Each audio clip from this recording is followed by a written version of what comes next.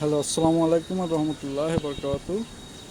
আমার এই যে গিরিবাজ এই কবুতরটা জোড়া বাঁধতে দিছে, কিন্তু এদের জোড়া বাঁধার কোনো কোনো সম্ভাবনাই নাই।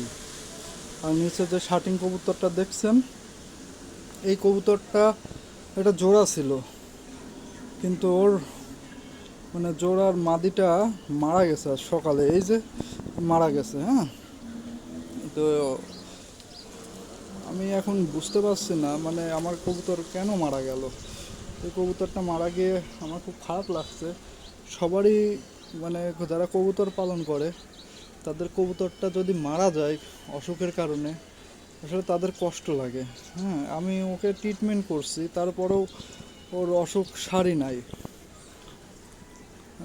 দোয়া করেন আমার খামারের। তো আমি দেখতেছি এই যে দুইটা কবুতর মরল, তো আমি কি করব এখন কিছু বুঝতে পারছি না। ভালো থাকবেন।